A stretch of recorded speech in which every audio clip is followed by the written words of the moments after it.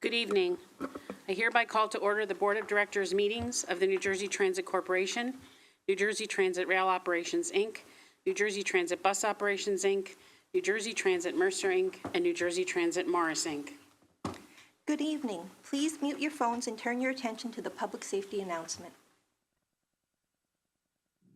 At New Jersey Transit, your safety is our highest priority. Please listen to these safety instructions in case of an emergency. In an emergency, announcements will be made over the loudspeaker or by a uniformed police officer. The primary exit for this location is the stairwell adjacent to the elevators, which can be located by exiting the boardroom and proceeding through the glass doors. There is a second alternate staircase that can be accessed through the door at the front of this room to the right behind the board dais.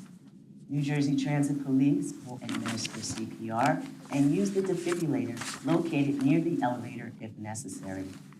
Fire extinguishers are located in the front and back of this room. Please be guided by the directions of the New Jersey Transit Police and staff. As a reminder, members of the public are not permitted to approach the dais and should only share board meeting materials with New Jersey Transit staff at the reception desk. Thank you and have a safe day. Thank you. At this time, I would ask for everyone to stand for the Pledge of Allegiance. I pledge allegiance to the flag of the United States of America and to the republic for which it stands, one nation, under God, indivisible, with liberty and justice for all.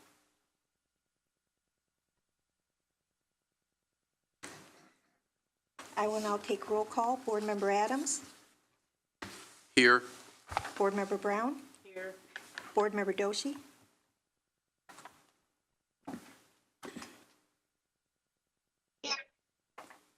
Board Member Gordon. Here. Board Member Morocco. Here. Board Member Nara. Here. Board Member Thomas. Here. Board Member Caniff. Here. Board Member Giblin. Here. Vice Chair Fulton. Here. Chair Gutierrez-Scacchetti. Here. For the record, Vice Chair Fulton and Board Member Doshi are participating remotely. This is a meeting of the New Jersey Transit Corporation and its affiliates and subsidiaries. Adequate notice has been provided in accordance with the Open Public Meetings Act and NJ Transit enabling legislation.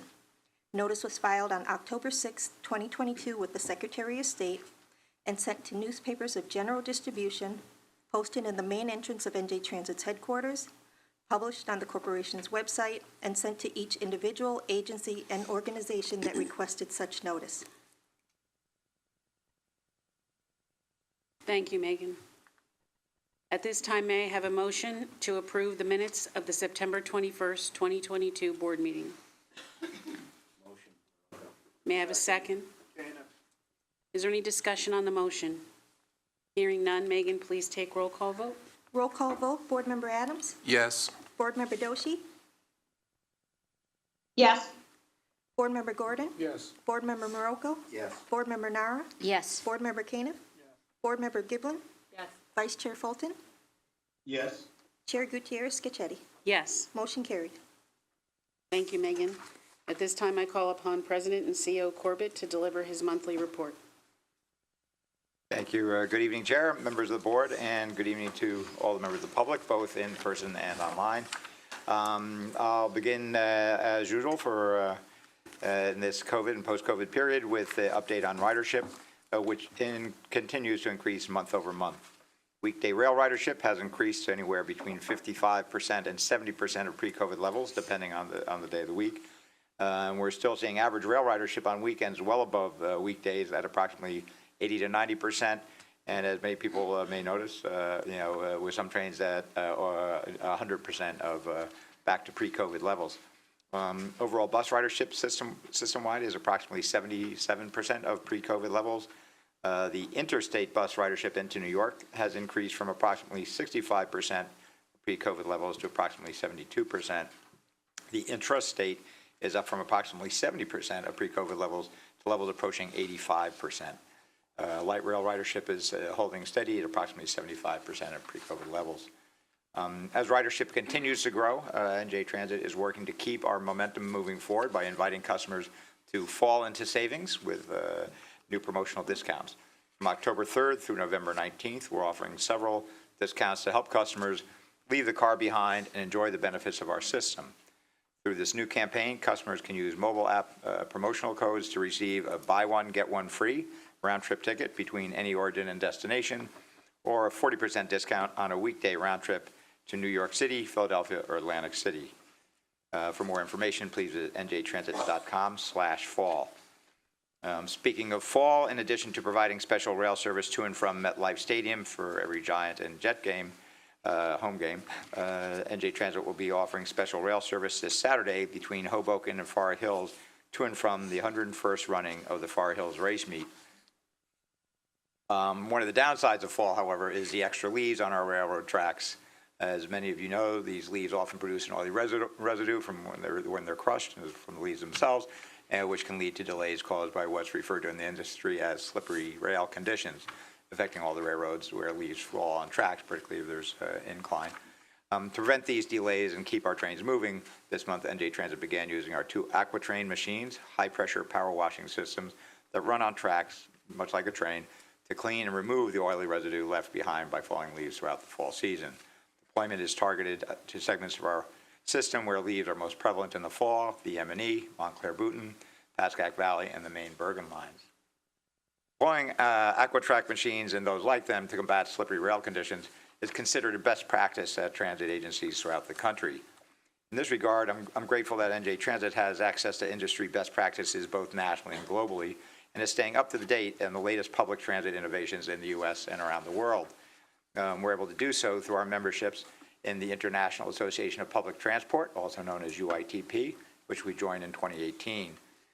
Back then, some thought a UITP membership would overlap or perhaps even conflict with New Jersey Transit's membership in APTA, the American Public Transportation Association. But I'm glad to see what we've seen for myself as a North American representative to the policy board, as well as a member of UITP's executive board, that in fact we've seen them to be very complementary. The benefit of UITP membership became evident in March of 2020 when NJ Transit first confronted COVID-19. It enabled us to engage with transit agencies around the world, similar to ours in both size and scope, and has proven to be a significant resource as we've developed ridership projections, robust response to the pandemic, and various post-pandemic planning scenarios. In addition, last month I attended a UITP executive board meeting where I'm proud to have helped lay the groundwork for a board vote to establish a new North American committee. With approximately 120 members now in North America and growing, North America is currently the only UITP region without a committee. Having a North American committee should encourage increased participation, allowing for a greater exchange of best practices amongst transit agencies both nationally and internationally to improve our operations and infrastructure for all our customers. Speaking of infrastructure, we have some historic updates to report this month with 3 major announcements over the past 8 days alone. First, on October 4th, we were proud to host a press conference in our Newton Avenue bus garage in Camden to mark the beginning of a new, more environmentally friendly and sustainable era in Camden and ultimately all of New Jersey. Under Governor Murphy and our board chair, Diane Gutierrez-Cachetti, NJ Transit proudly introduced its first ever electric bus that will soon be picking up customers along the 452 bus route. We are joined by a host of federal, state, and local officials, including our very own NJ Transit board member and Cherry Hill Councilwoman, Sangeeta Doshi. The first electric bus represents a significant milestone in our goal to achieve 100% zero-emission bus fleet by 2040, aligned with Governor Murphy's Energy Master Plan. We will also be introducing 7 more electric buses to the greater Camden area in the coming months. I was also pleased to join Governor Murphy to celebrate 2 additional special events highlighting significant advancements in 2 major TOD projects. On October 5th, we joined the governor in Hoboken to break ground on the Transformative Hoboken Connect project, which, as I discussed at our July board meeting, is being jump-started after 17 years through cooperation between NJ Transit, LCOR, the developer, Hoboken, and the state. This project, now underway and promising to spur economic growth and development throughout our region, is moving forward thanks to Governor Murphy's $176 million investment in NJ Transit's Hoboken terminal and the surrounding area. In addition to the private phase of the project, which includes residential, commercial, and retail development, improvements in the public phase include significant renovations of our Hoboken Terminal's historic station building, construction of a new bus terminal, significant rehabilitation of the first and second floors of the ferry terminal for publicly accessible commercial and exhibition space, and the redevelopment of Warrington Plaza. In addition to Hoboken Connect, NJ Transit has approximately $500 million in improvement projects underway in Hoboken, particularly in our yard. This includes our $284 million long slip project, 3 substation projects, signal and power repairs in the Hoboken yard, and important substructure work. Overall, Hoboken Connect, taken together with all the other improvements we're making in Hoboken, will not only improve service reliability, but will transform our Hoboken terminal into one of the crown jewels of our system. Today, we also joined Governor Murphy today in Woodbridge to announce the selection of DOR Woodbridge to advance a significant TOD project in the shadows of NJ Transit's Metro Park Station. The development of this TOD is an innovative effort that will create 229 residential units, 20 of which will be dedicated for affordable housing, along with nearly 300,000 square feet of office and retail space anchored by New Jersey Transit's Metro Park Station, one of our 5 busiest stations.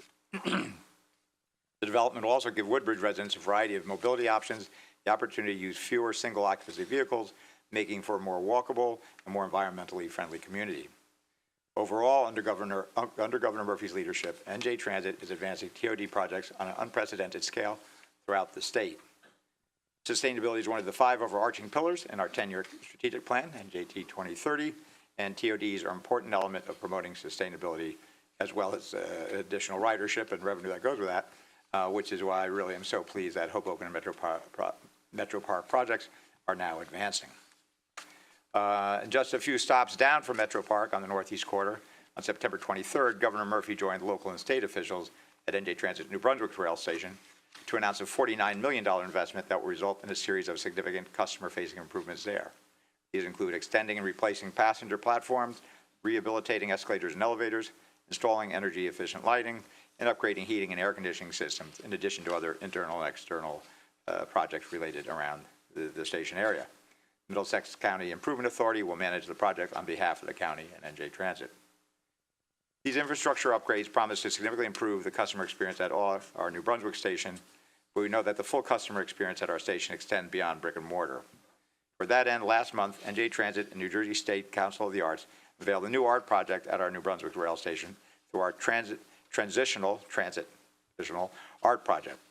The exhibition will be on view until late November, and we look forward to continuing to work with New Jersey State Council on the Arts to provide new exhibitions to other stations throughout the state. As we work to improve every aspect of the customer experience, we are always focused on promoting safety. Aligned with last month's Rail Safety Week, NJ Transit rolled out 2 new initiatives as part of our ongoing safety education program. Special Safety Educational Awareness Training, or Special SEAT, addresses the importance of rail safety for students with special needs, specifically those with autism and speech delays. We also introduced a new safety program called Protecting the Pedestrians, which is designed to encourage pedestrian safety for students in kindergarten through 12th grade. For more information on these programs, please visit njtransit.com/seat or njtransit.com/pop. To wrap up, last week was National Customer Service Week, so I'd like to take a moment to express my heartfelt appreciation to NJ Transit's indispensable customer service professionals, whose job we all know is often not easy. These professionals include customer service staff, train crews, bus operators, and our New Jersey Transit Police Department officers, among others, who interact with our customers on the front line every day. Although there's no doubt that NJ Transit is focusing heavily on technology to improve our customers' experience, the truth is there is no and never will be any substitute for the human touch. Whether it be in person or by phone or responding to feedback online, I want to thank every one of New Jersey Transit's employees who engage directly with our customers for always taking great care to make our customers' first impression a good one. I'll close today with another inspiring story from our New Jersey Transit Police Department. On September 13th, off-duty officer Zach Josward was fishing with 2 friends in Seaside Heights on the day with dangerous riptides. The officer went to get something from his vehicle, only to find on his return that both of his friends had vanished, and in fact, there were a fast-moving storm surge had swept them each out to sea. Relying on his water survival and intervention training, Officer Josward battled extreme waves and current to rescue one friend and bring him to shore. And despite extreme exhaustion and with no regard for his own life and safety, the officer again entered the water to rescue his other friend, eventually bringing him to shore as well. Officer Josworth then flagged down a passing motorist who called 911. Both men were then rushed to the hospital for treatment and survived. We are fortunate to have him here with us today and present him with a proclamation. So, Zachary, if you'd come forward and we could thank you properly and read the proclamation.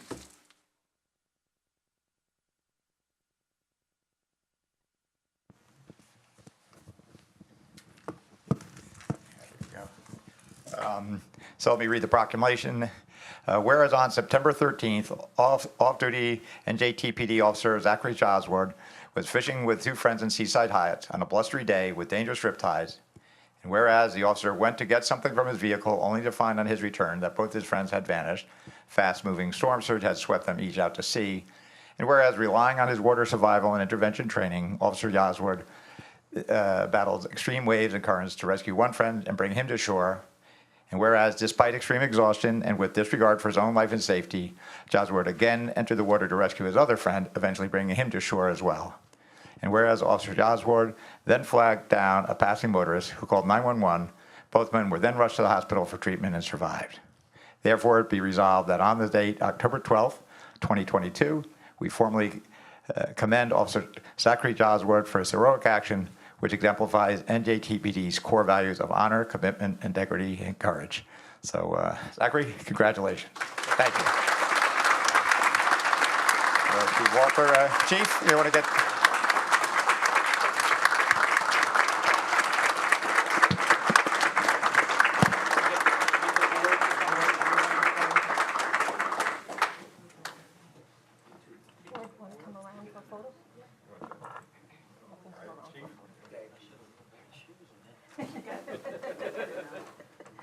Go ahead.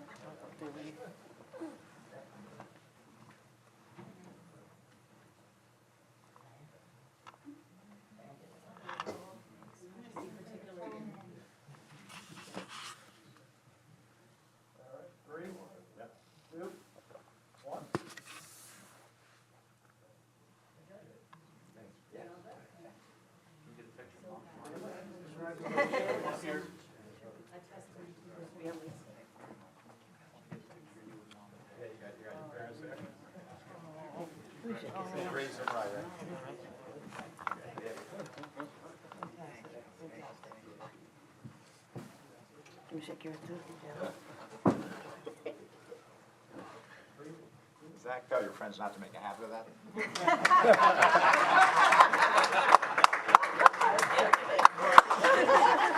Actually, Kevin, I was going to say, and his mother probably said, good job, don't ever do that again. That's it.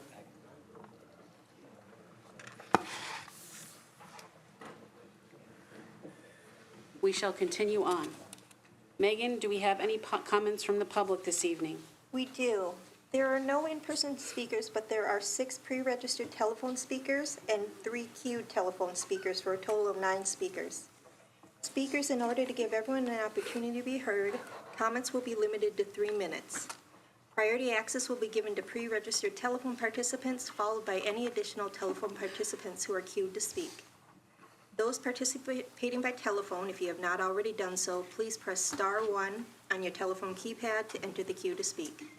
You will hear a brief tone to indicate you have successfully entered the queue. Operator, we would like to open the floor to public comments by telephone participants, beginning with those who pre-registered to speak. Certainly. Thank you very much. And at this time, there are 10 speakers in queue. And the first public comment today is coming from Delvin Bradford. Delvin, your line is live, and your time will begin now. Yes. Hello, everybody. My name is Delvin Bradford from Philadelphia, Pennsylvania. I'm part of the Lackawanna group.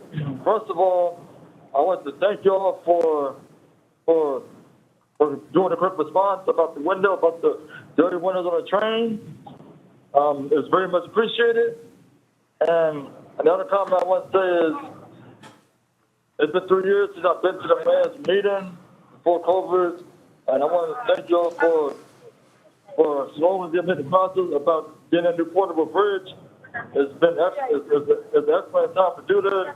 And the other thing I have to say is, the other thing I have to say is,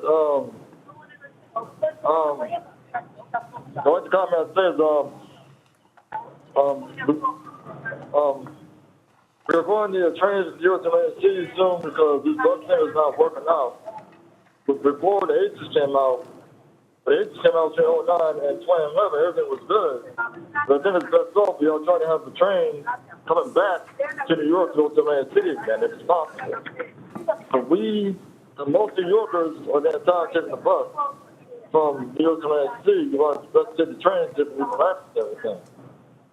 And on top of it, I think that'll be a good strategy.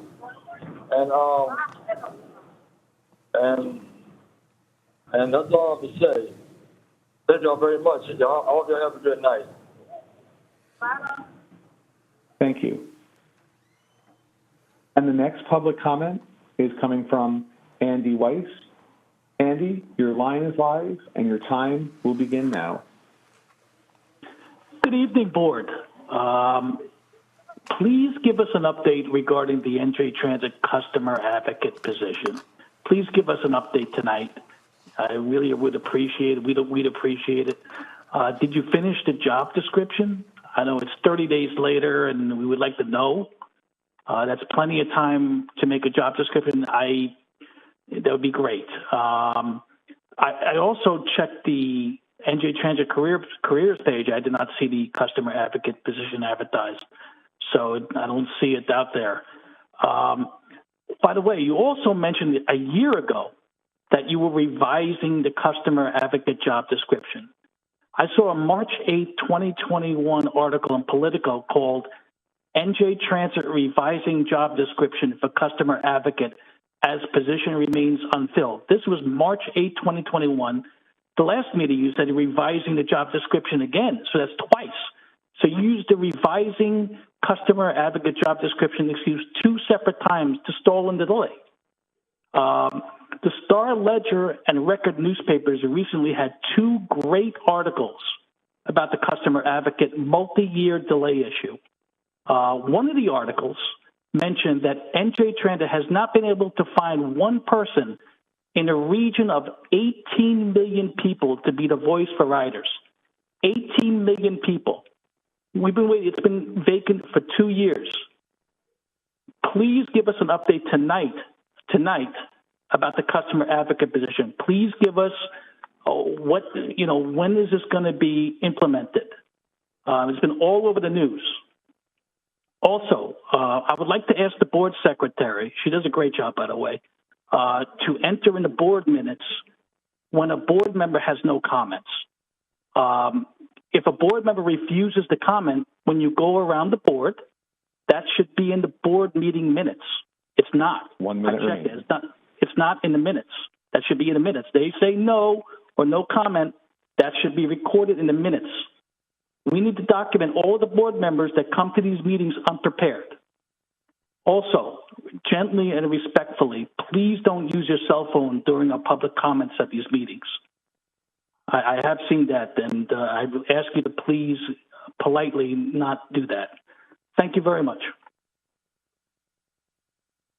Thank you. The next public comment is coming from Tim Sevener. Tim, your line is live, and your time will begin now. Hello, I'm Tim Stevener from the New Jersey Association of Rail Passengers and the Transit Village of Mount Tabor. And I echo Delvin in saluting you for cleaning the dirty windows. New Jersey Association of Rail Passengers received a number of complaints about that because we do have some scenery, which is nice to watch, a number of lines, but also it helps you see your station if you can look through the window. Also, I salute New Jersey Transit for, Hoboken Connects, improving New Brunswick, all these station improvements. But so far as I looked at it, this is an excellent case where you should be using solar canopies over the platforms and installing solar as much as possible in order to use that to run the NJ Transit grid instead of using a 24/7, 140 megawatt central natural gas facility. Admittedly, that to make sure that you run for 10 days, there is probably need for some natural gas backup, but it should not be 24/7. It should be primarily like 70 to 80% solar renewables plus backup, along with on-demand only natural gas. My other point is about Hoboken. This is great to have Hoboken Connect. It's great to have transit-oriented development. The issue is, when are we going to get back the trains we had on a number of these lines, including the Morris line, the Boonton lines, specifically to go to Hoboken? Since the last meeting, I get alerts on my phone for Morris line, Boonton line outages, and 1 minute remaining. they almost all seem to be New York Penn Station. It's going to take 10 years before the gateway gets finished. Why not restore the Hoboken trains that we had until 2006? And then another point is, which I've been making to the board, and I sent you something from the MBTA report in Boston, where they're planning to electrify all the rail lines. This needs to be in the capital plan for New Jersey Transit. I do not see it. Especially, we could do the gap between Great Notch actually to Denville, and from Long Branch to Bayhead, and from Dover to Hackettstown. 15 These seconds. gaps on already electrified rail lines, which can be done. And finally, Atlantic City, the service there should be at least hourly or better, half hourly, and you would remove the need for Atlantic City Expressway expansion, and that could be powered. That another major project should be Atlantic City line should be electrified, and it can be powered by the offshore wind, which our state is Thank you. very good in investing in, and along that rail right of way could be used a distribution grid, which has been. Thank you. And the next public comment is coming from Adam Reich. Adam, your line is live. Your time will begin now. Good evening. There's obviously a lot of interest in the customer advocate position. Can we provide an update on that, including, do you have a target date for posting the new job announcement and fulfilling the position, recognizing it's not a guarantee, just a goal? The Customer Advisory Board. I appreciate that Board Member Nara committed at the last Operations and Customer Service Committee meeting to arranging for staff to meet with the Customer Advisory Board. Any update on this? Is there a timing for the meeting, or when those of us waiting to hear will hear from the agency? And who should we expect to meet with? Is it the board? Will it be staff? Other committees? Any insight would be greatly appreciated. NASCAR. We're entering the colder months. A COVID surge remains a concern, particularly if you look at trends in Europe. We're in for a bad flu season. I've yet to hear an answer on why a model without active enforcement, meaning we just put up signs, make announcements, and let riders self-select, even if it's not a perfectly enforced car, might still be an improvement.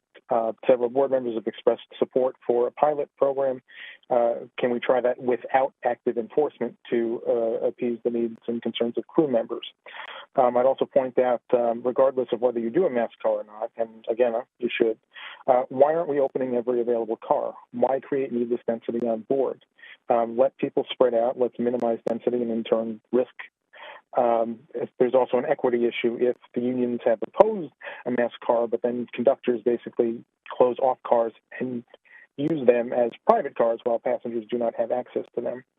On a related note, I would ask, if it's not already being done, can you have the Office of Civil Rights reach out to anybody who's commented in support of the mass car to this point at a board meeting, citing a specific condition like immunity or pregnancy? Can we treat that as a request for a reasonable accommodation and ensure the Office of Civil Rights processes that appropriately?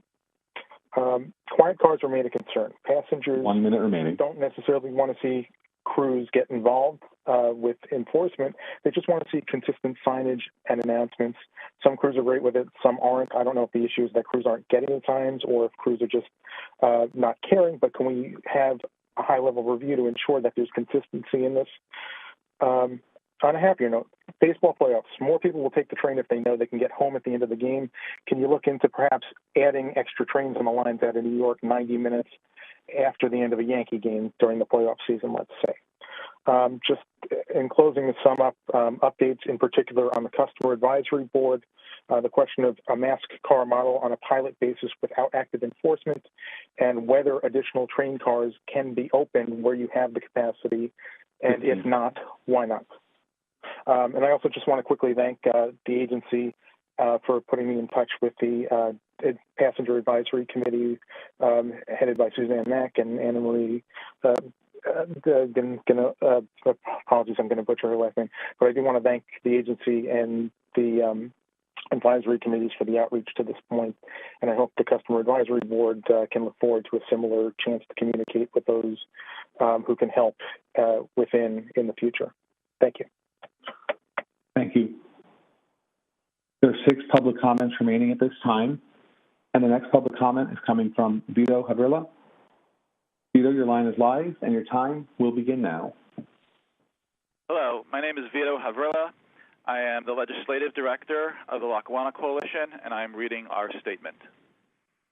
Next meeting of the Lackawanna Coalition will be on Monday, October 24th, 6:45 p.m. at Millburn Town Hall. Our guest will be David Antonio from Essex County Transportation Planning Study.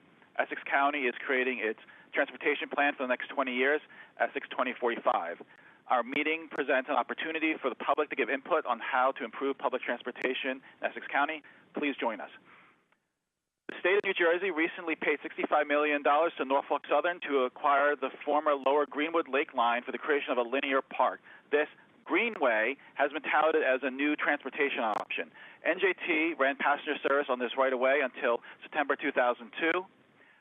The catchment area of the right-of-way has medium to high population density, and many of the residents are in the lower and middle income brackets.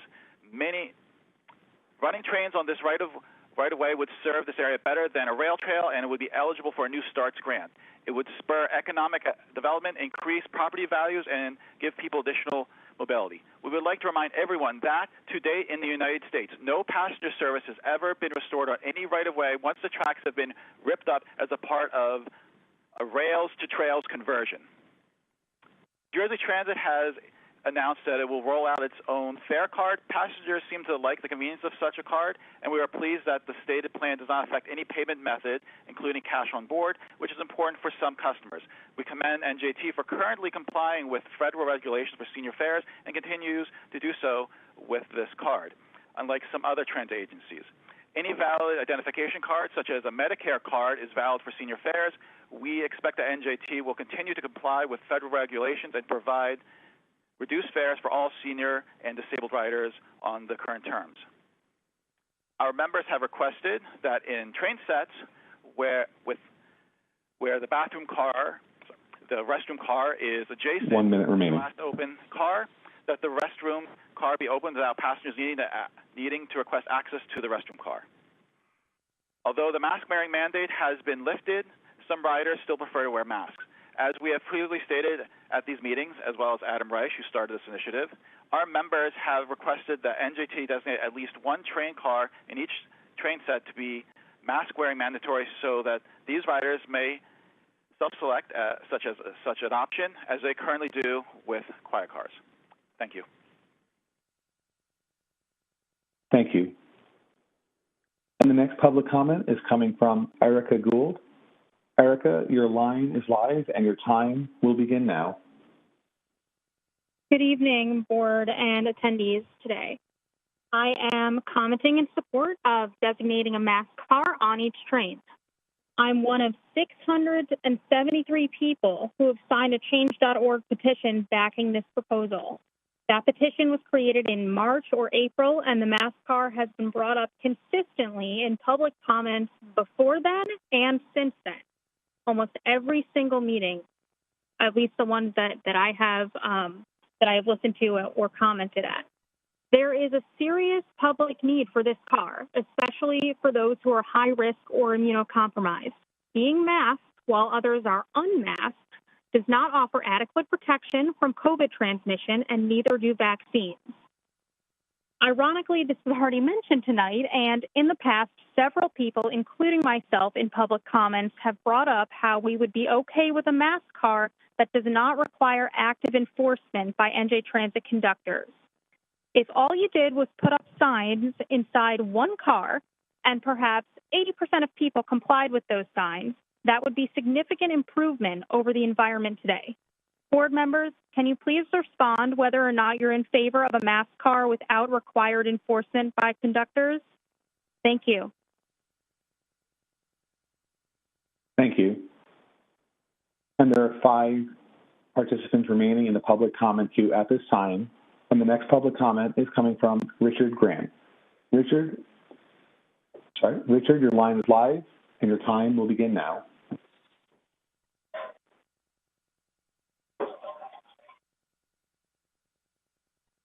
Richard Grant, your line is now live. You may proceed with your public comment at this time. Thank you. Later in October, we're coming up on 10 years since Superstorm Sandy made landfall, and on 2 years since New Jersey Transit announced that not only the New Jersey Transit Grid project would be redesigned to maximize the use of renewable energy, but also that an Energy and Sustainability Policy Committee would be created. When Senate Bill 630, the New Jersey Transit Governance Law, was enacted in 2018, neither energy nor sustainability had been included in the list of expertise or professional background required to be a board member. That law describes each standing committee's duties and functions and states that its members shall possess the necessary skills to understand them. Where has the board similarly recorded the ad hoc Energy and Sustainability Policies Committee duties and functions, or that its members shall possess the necessary skills to understand them? The committee has met 7 times, and each time its agenda consisted entirely of an update briefing by staff members. Not once has the agenda included presentations on any transit-related energy or sustainability topic or question-taking by academic or other outside experts. President Reagan had said, "Trust but verify." The board committee has the trust part down. I'll note in passing that the consensus take is that members of the board should serve preferably on no more than 2 committees to be effective. If this board's 10 members, all but the chair, were to each serve on 2 committees, you could staff 4 committees with 3 members and 2 committees with 4 members. A more active Energy and Sustainability Policy Committee might inquire into areas like 1, the stated purpose of the New Jersey Transit project is that the microgrid is essential for providing reliable power when the grid is down to minimize disruptions to the regional workforce and economy.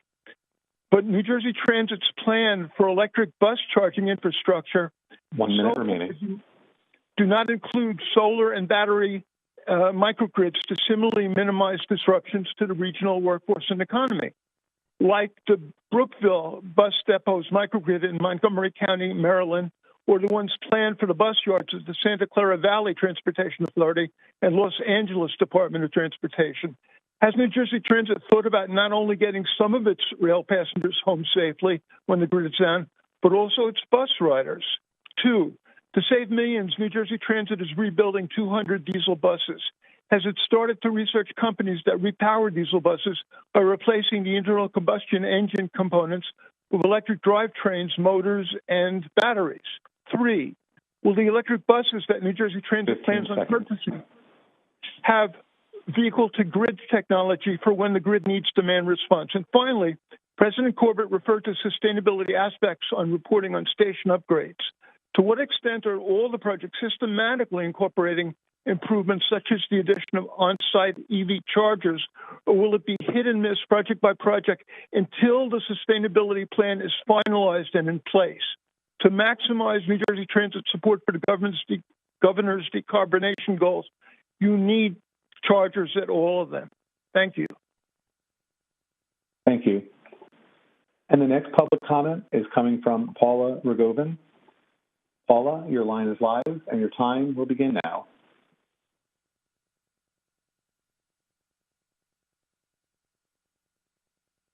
Paula, once again, your line is now live. You may proceed with your public comment.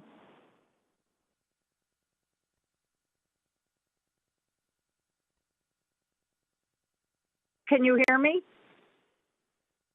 Yes, Paula, Hello? I can hear you now. Yeah, you can Okay. proceed with your public comment. Thank you. At the end of September, Hurricane Ian struck land in Florida. There was so much death and so much destruction. Soon will mark the 10th anniversary of Hurricane Sandy. The human cost was horrible. There was so much destruction, so much pain, so much suffering, and so many people displaced. Climate change is now, and you board members all know that.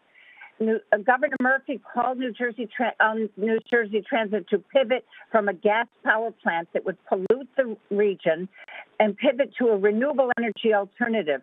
New Jersey Transit agreed to that. Many of us who worked for this to happen were there when you announced that pivot. You have broken your promise. New Jersey and the world cannot afford to perpetuate the use of fossil fuels. I would say again, FEMA in 2014 said that, and I'm quoting, natural gas should not be utilized to provide resilient power in emergencies. Natural gas is not stored on site, but rather piped to a site from a utility. These supplies can be interrupted during high wind, flood, or earthquake events. Also, natural gas services are often intentionally shut down prior to a storm event to reduce risk of fires and explosions. There's a Pete Seeger song, Where Have All the Flowers Gone? It's about war, but it's also relevant to the issue of fossil fuels. It goes like this. When will we ever learn? When will we ever learn?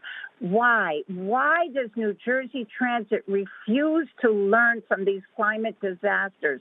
The hurricanes, the fires, the drought. It's past time for New Jersey Transit to listen to the science. It's time to take the hurricane warnings. Leave fossil fuels in the ground. Pivot to renewable energy alternative. Thank you. Thank you. The next public comment is coming from Rachel Davis. Rachel, your line is live and your time will begin now. Hello, can you hear me?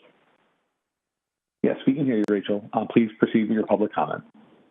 Thank you. Good evening, board commissioners and all attendees. My name is Rachel Dawn Davis. I'm the Public Policy and Justice Organizer for Water Spirit, a ministry of the Sisters of St. Joseph of Peace.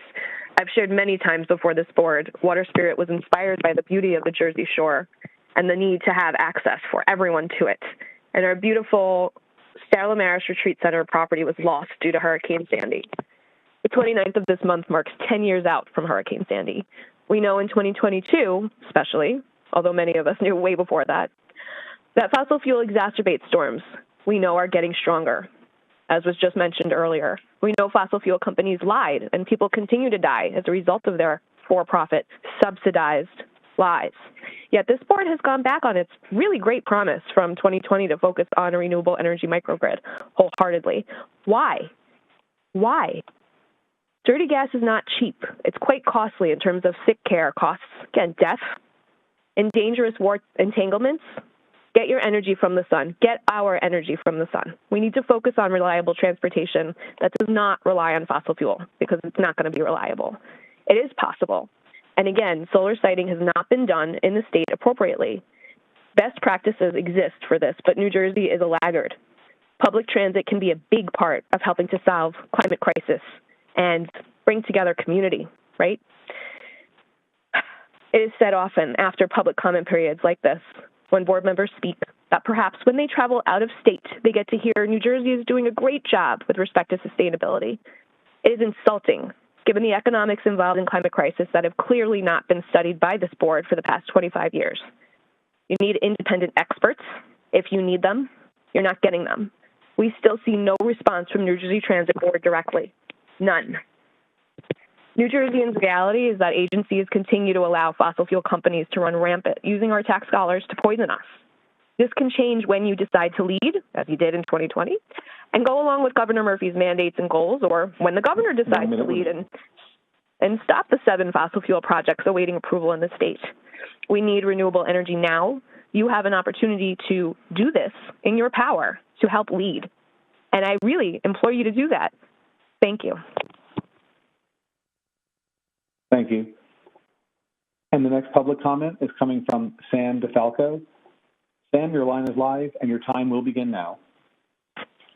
Hi, good evening. My name is Sam DeFalco, and I'm an organizer with the organization of Food and Water Watch, and we're part of the Don't Gas the Meadowlands Coalition, which has been working to help New Jersey Transit find a renewable solution to the transit grid project. So I'm here, like many of the speakers before me, to again express our concern with the direction of the New Jersey transit grid project, leaving the door wide open for a gas plant in Kearney. The time where we can really make a big difference on this is right now, while the developers are still putting together designs for the project. New Jersey Transit invested millions of dollars into these developers, and that money is going to waste if what we're going to wind up with is a new gas plant. As an earlier speaker said, we can't rely on a gas plant to provide resiliency in the face of climate change. And the fact that we would even use a gas plant to build resiliency when fossil fuels are the majority of the reason why we're in this climate emergency. It's pretty insulting, especially when the majority of the power is slated to be sold to Amtrak on a day-to-day basis. So again, imploring you to reconsider this while there's still time in the RFP process before, we get to the end of this and don't have a design that makes sense for our future.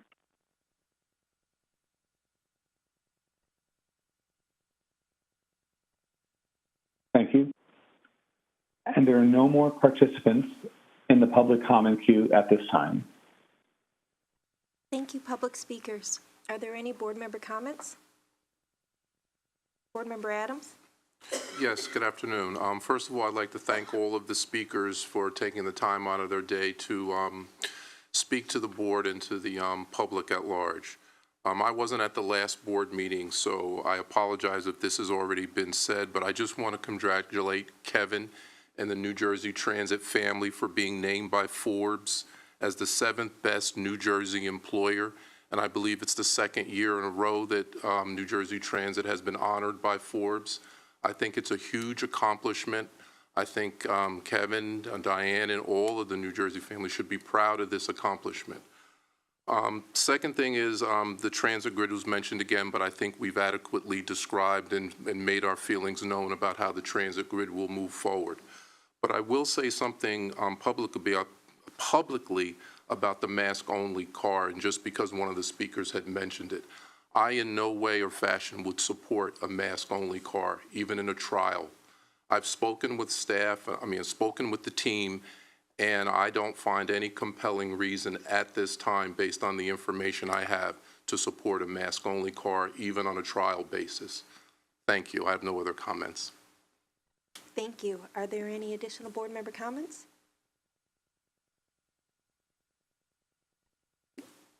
So tonight I'm going to take a turn at talking about the customer advocate. To go back to, I think Mr. Weiss was the commenter that raised the issue. Understand that the first revision of the job description came after the incumbent had left the position. And it did take time for us to all agree on the breadth of the job description. Regrettably, when we posted the job description, while we got many candidates, they were not advocate skilled individuals. Many of them were customer service representatives. Many of them had customer service experience, but not really the kind of customer service qualities that you would look for in someone to be an advocate. It's obviously, as you all know, a very special role. There are many advocate organizations. No one applied from those organizations to come and assist us, and so that had the requisite qualifications. And so we have undertaken a review of perhaps looking how we adjust that job description to create the candidate pool that we're looking for. It is my understanding that there will be a meeting here at New Jersey Transit with Board Member Nara and the team to see what we can do to create that job description, as well as potentially using a headhunting firm to help us find the right candidate. But it is not going without notice. It is not being ignored. And we are sorry that it takes so much time, but in the midst of COVID, it wasn't exactly easy to determine the best time to put up a job posting. And so it is the commitment of this board, certainly of myself, and the rest of the board, and Kevin and his staff, to make sure that this matter is resolved as quickly and successfully as possible. And I do want to thank Board Member Nara. She has a very busy full-time job, but she's been committed to getting this done, committed to taking it on, and I certainly appreciate that from her as a board member, and will continue to support her in her efforts to get us to a successful conclusion. Thank you. Are there any additional board member comments? Board Member Nara? I just want to address a couple other things. I don't know, so if staff could possibly look into, I know a couple people had raised an issue about increasing the running of certain trains on certain lines. And so I wasn't so great about writing down which lines, but I would love if we could have another report to find out where we are now compared to pre-pandemic, and what our expectations are, because I know, Kevin had talked about the increase in ridership, and I think we all see that in rail and bus. And I know I've heard a lot from passengers from rail and bus about hoping for a restoration of fuller service, because the buses are pretty crowded and the trains are getting pretty crowded. And I guess I just also ask if someone could please look into it, because this is the second board meeting where we've heard from rail passengers saying that not all the cars are open on particular lines, and I'm not sure for the reason for that, but if that could be looked into and an explanation given to us about that, I think that would be useful for people who've spoken at this meeting and other people who are certainly interested in this. That's all. Thank you. Thank you. Are there any additional board member comments? Okay. Megan, maybe just a quick one for Board Member Nara, for some, just for, I think it was mentioned in some of the earlier meetings. We are pretty much have been through the pandemic. We took a bit of a dip, but coming out of the pandemic, we've been running pretty much full service. We tweak certain schedules or certain bus routes, but we are, the general public, we are providing And I don't want to get into a big back and forth. I know you've given us those reports, but perhaps if we could get something and we could just be able to respond publicly, because I keep hearing this, right? And I'm not saying that anybody gave inaccurate information in this meeting, but I'd really like us to be able to respond. And I don't know if we put it up on the website to just show people where we're at, but certainly I want to dispel the notion that we're holding back trains or buses, if that's not the case. And I don't believe that's the case, but the only other issue I have is the closing of cars on certain lines. And if there's an explanation for that, I'd just like to be able to give it to our riders. We'll get back to you on both. All right, thank you so much.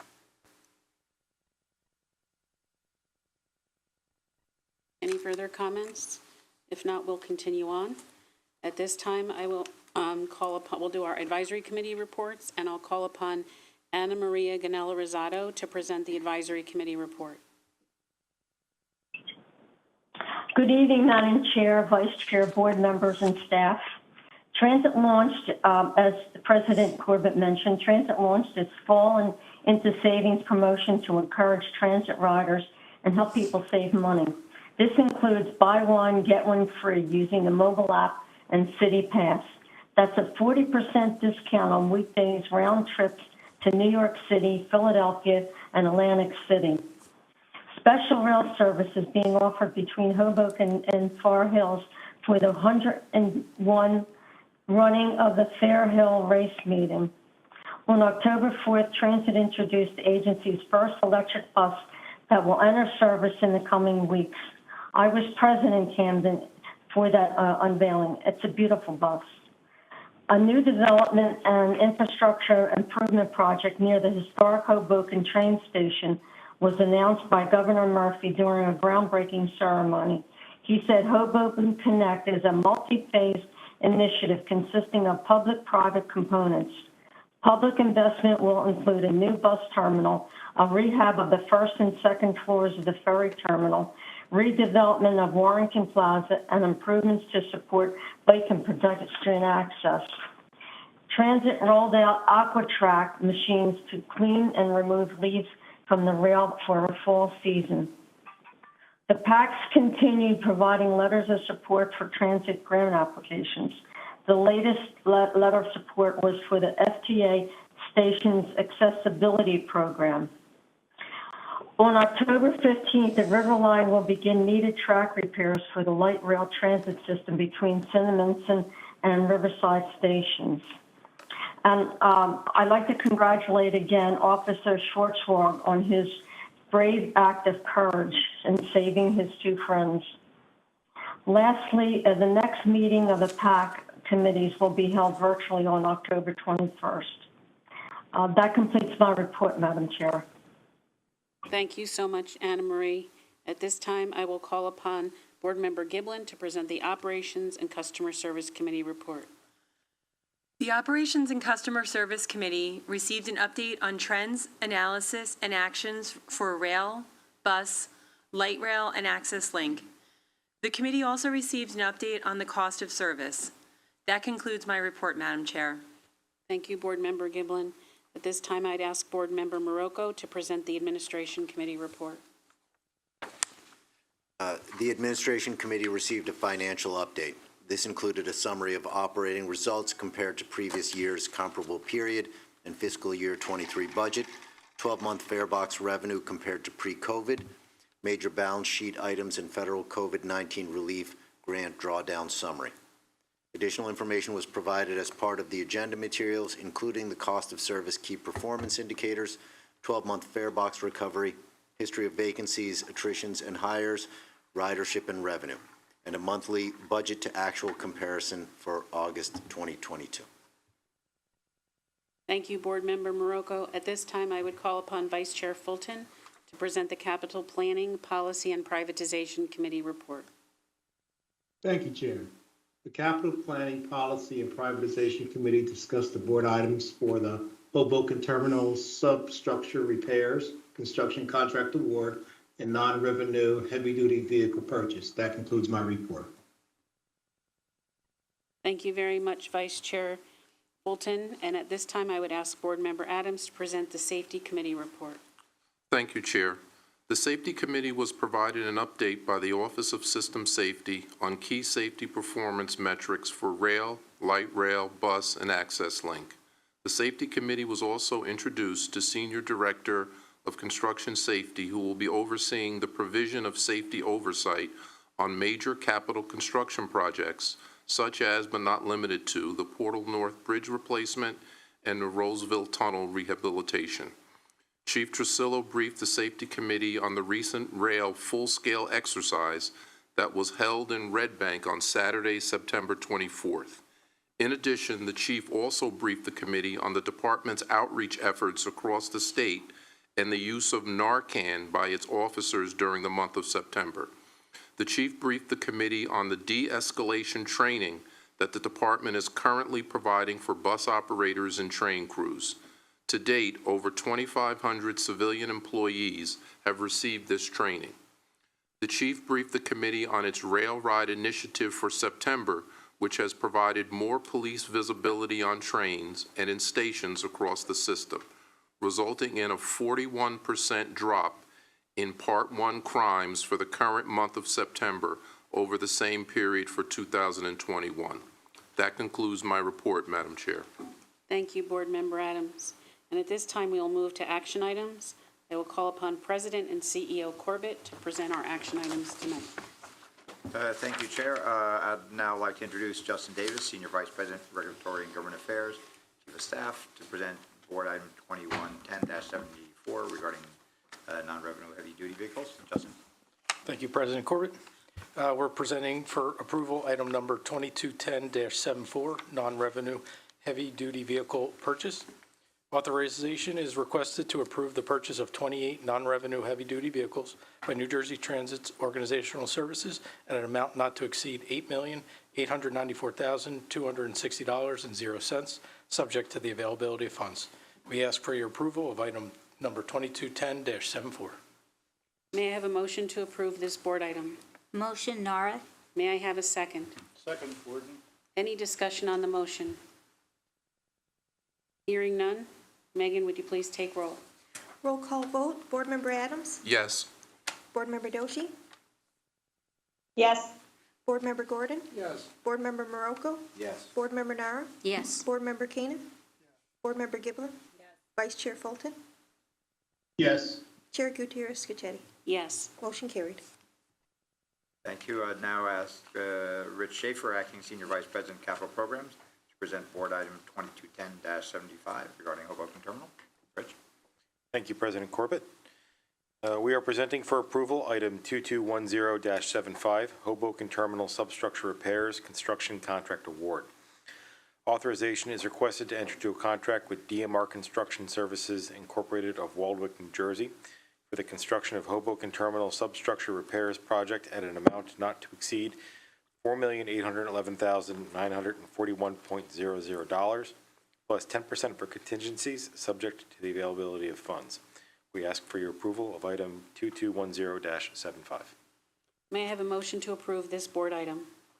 So moved, Adams. May I have a second? Second. Is there any discussion on the motion? Hearing none. Megan, please take roll. Roll call vote. Board Member Adams? Yes. Board Member Doshi? Yes. Board Member Gordon? Yes. Board Member Morocco? Yes. Board Member Nara? Yes. Board Member Koenig? Board Member Giblin? Yes. Vice Chair Fulton? Yes. Chair Gutierrez Scacchetti? Yes. Motion carried. Thank you. I'd now ask Rich to continue with next item 2210-76 regarding Bayhead. Thank you, President Corbett. We are presenting for approval item 2210-76, NJ Transit Resilience Program Bayhead Substation Construction Contract Amendment to increase funding. Authorization is requested to increase the previous authorization with PKF Mark III Incorporated of $21,690,751.54 at an amount discussed in executive session, subject to the availability of funds.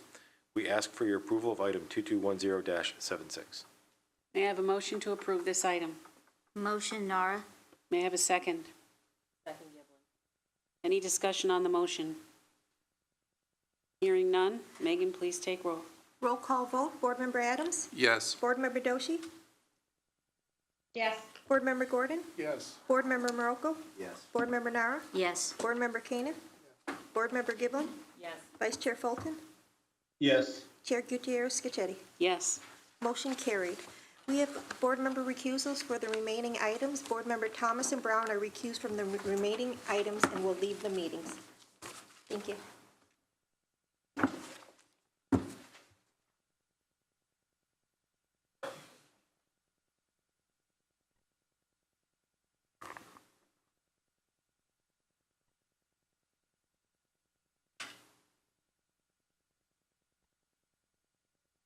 Thank you, Megan. Now I'd like to introduce Bill Vaquero, Senior Vice President, Chief Financial Officer, and Treasurer, to present Board Item 2210-77, Personal Injury Claim. Bill? Thank you, President Corbett. We are presenting for approval item 2210-77, Personal Injury Claim of Renato Pastor. Authorization is requested to settle the claim of Renato Pastor through his attorney at an amount discussed in executive session. The Attorney General has approved the proposed settlement, subject to the availability of funds. We ask for your approval of item 2210-77. Thank you. May I have a motion to approve this item? Motion. May I have a second? Second, Gordon. Is there any discussion on this motion? Hearing none. Megan, please take roll call vote. Roll call vote, Board Member Adams? Yes. Board Member Doshi? Yes. Board Member Gordon? Yes. Board Member Morocco? Yes. Board Member Nara? Yes. Board Member Koenig? Board Member Giblin? Yes. Vice Chair Fulton? Yes. Chair Gutierrez Scacchetti? Yes. Motion carried. Great, thank you. I'd now ask Bill to continue with item 2210-78, another personal injury case. Thank you, President Corbett. We are presenting for approval item 2210-78, personal injury claim of Marco Lara. Authorization is requested to settle the claim of Marco Lara through his attorney at an amount discussed in executive session. The Attorney General has approved the proposed settlement, subject to the availability of funds. We ask for your approval of item 2210-78. May I have a motion to approve this item? So moved, Adams. May I have a second? Is there any discussion on the item? Hearing none, Megan, please take roll call vote. Roll call vote, Board Member Adams? Yes. Board Member Doshi? Yes. Board Member Gordon? Yes. Board Member Morocco? Board Member Nara? Yes. Board Member Koenig? Board Member Giblin? Yes. Vice Chair Fulton? Yes. Chair Gutierrez Scacchetti? Yes. Motion carried. Great, thank you all. Now I'd like Bill to continue with another personal injury case, board item 2210-79. Thank you, President Corbett. We are presenting for approval item 2210-79, personal injury claim of Junior Rosa. Authorization is requested to settle the claim of Junior Rosa through his attorney at an amount discussed in executive session. The Attorney General has approved the proposed settlement, subject to the availability of funds. We ask for your approval of item 2210-79. May I have a motion to approve this board item? Motion, Nara. May I have a second? Is there any discussion on this motion? Hearing none, Megan, please take a roll call vote. Roll call vote, Board Member Adams? Yes. Board Member Doshi? Yes. Board Member Gordon? Yes. Board Member Morocco? Board Member Nara? Yes. Board Member Koenig? Board Member Giblin? Vice Chair Fulton? Yes. Chair Gutierrez Scacchetti? Yes. Motion carried. Great, thank you. And now ask Bill to continue with the last personal injury claim and the last item for action tonight, item 2210-80. Bill? Thank you, President Corbett. We are presenting for approval item 2210-80, personal injury claim of Metin Bessim. Authorization is requested to settle the claim of Metin Bessim through his attorney at an amount discussed in executive session. The Attorney General has approved the proposed settlement, subject to availability of funds. We ask for approval of item 2210-80. May I have a motion to approve this item? Motion, Morocco. May I have a second? Second, Nara. Is there any discussion on the motion? Hearing none, Megan, please take roll. Roll call vote, Board Member Adams? Yes. Board Member Doshi? Yes. Board Member Gordon? Yes. Board Member Morocco? Yes. Board Member Nara? Yes. Board Member Koenig? Board Member Giblin? Yes. Vice Chair Fulton? Yes. Chair Gutierrez Scacchetti? Yes. Motion carried. Before we adjourn to executive session, I want to let the public know we will return to adjourn the meeting, but no further business will be conducted. May I have a motion to enter into executive session to discuss personnel matters, contract negotiations, the status of pending and anticipated litigation, and matters falling within the attorney-client privilege, including but not limited to the personal injury claim of Stephanie Smith. May I have a motion to enter into executive session? So moved, Braniff. May I have a second? Second, Adams. Any discussion on the motion? Hearing none, Megan, please take roll call vote. Roll call vote, Board Member Adams? Yes. Board Member Doshi?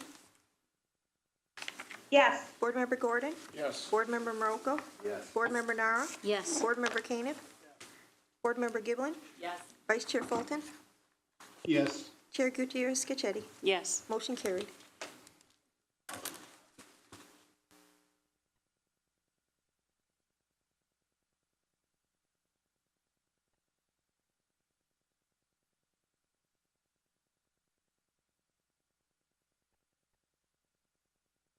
Good evening, members of the public connected remotely to today's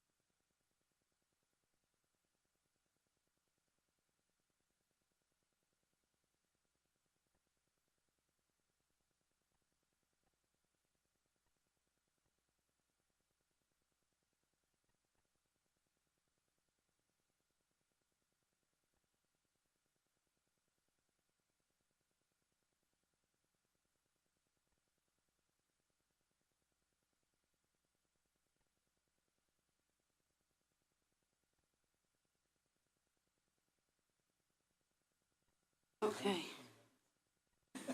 I hereby reconvene the open session board meetings. Megan, would you please take roll call?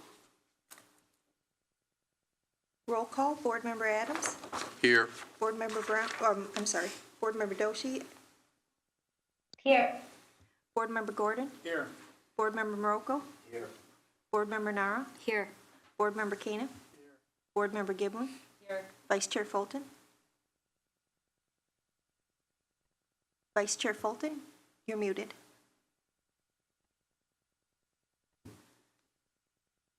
He is there. Chair Gutierrez We Scacchetti. can see him. Oh, Here. there he is. Vice Chair Fulton?